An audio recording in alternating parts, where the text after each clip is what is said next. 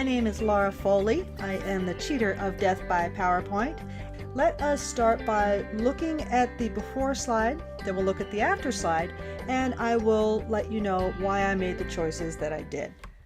Let's take a look. This is the slide as submitted. We've got the title, 2 images. The first click gives you that, and the next click gives you that. Overall, I thought this slide was very busy. There's a lot of good information on here, but too much of it. And I wanted to separate it out so that the audience wouldn't have to be looking at so much stuff and trying to read and absorb all this information at once. Here's what the makeover slide looks like. We start out by putting a definition of surface plasmons in there, and I'm going to address why I did that in a minute or two. The next click brings up the propagating surface plasmons and the illustration. Next click, localized surface plasmons in the illustration.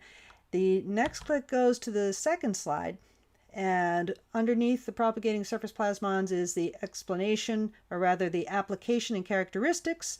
And then the final click brings you the characteristics and applications of localized surface plasmons. Not really different how I redesigned it, but I did want to show you some of the key changes that I made. First of all, when I was looking at the speaker notes of this to get some more insight, I saw this phrase, everyone knows. Well, guess what? I don't know what a plasmon is, or I didn't when I started doing this slide, and chances are there might be people in the audience who also don't know what a plasmon is. Using this kind of exclusionary phrase, everyone knows, really can divide your audience to those who do know and those who don't. And the people who don't know are there to learn from you. They're not there to be told that they don't know something. They already do know that they're there to gain knowledge. So everyone knows is a phrase I tell people to avoid. Instead, I tell them to say, as you may already know.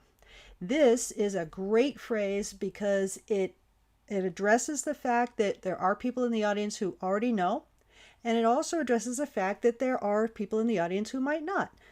This explanation, which was in the previous version of the speaker notes, is brief. Won't take more than a few seconds to say it.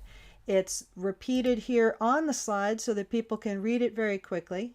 And if they already know what you're talking about, they're just going to read it quickly and then listen to the rest of what you're going to say. And if they didn't know what you were talking about when they got into the room, then they can refer back to this text on the slide to figure out what a surface plasmon is. The first click brings in the propagating surface plasmons, and the second click brings in localized surface plasmons. Also, I have moved the image source to this big line on the bottom, because that way it's off the face of the slide, out of the way, but still available for people to see.